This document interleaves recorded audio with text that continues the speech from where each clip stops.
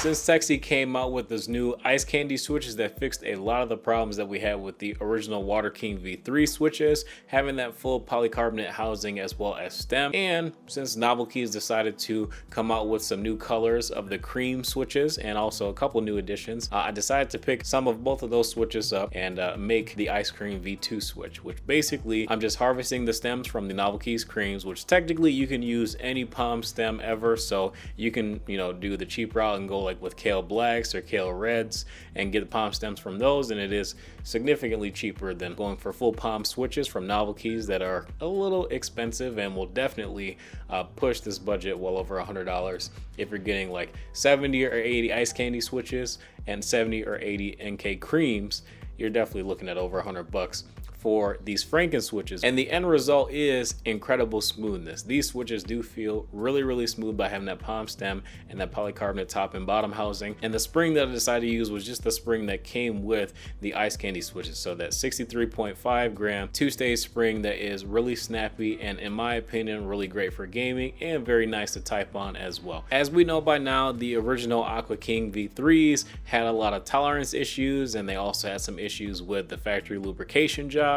So in my opinion, I think the ice candy switch is just a better and a lot more consistent switch. So with that being said, using those for these Franken switches is a much better idea than trying to hunt down some Aqua Kings. Supposedly the issue with the Aqua Kings have been fixed, but I haven't tried a new batch, so I'm not entirely sure. And since I already have a ton of them, I don't really feel compelled to buy even more Aqua Kings because it just doesn't make sense, especially when we already have a solution. Now, if you want my advice for saving time when you make these Franken switches, since they already cost you a lot of money, you might as well save a little bit of time. I would just go ahead and lube all the springs in a bag with some Krytox 105 or some Super Lube spray lube, and then I would just lube the stems of the switches, and then go ahead and pop them in, put them back together, and put them in your keyboard, and they should sound just like this.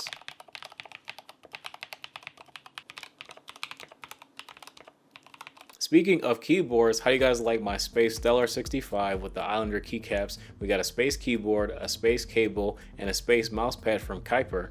The board is in space. Isn't that kind of cool? I think so. I don't know. I think it looks good. I think the setup looks a little clean with the green and blue setup. I don't know. Green and blue recently have just been my favorite colors. Went off on a little tangent. I digress. These ice candy switches and the green and blue conversation that I just had is still pretty relevant because let's just say that you want to try these switches and you want to spend 50% as much instead of spending as much money as I did. Basically, you could get these switches called porcelain blue switches, and I'll leave them in the description below, but they come with a polycarbonate top and bottom housing, a palm stem, and I believe they come with a 63.5 gram spring as well. It's not gold plated, but it's silver, and they are factory lubed, and to be honest, they sound extremely similar. Like, they sound pretty much the same. With that being said, you might as well just get the porcelain blues. If you need slightly more deepness to your switches, maybe hit them with a little bit of Krytox 205 grade 0, and you're pretty much good to go, and you spent a lot less money than I did. But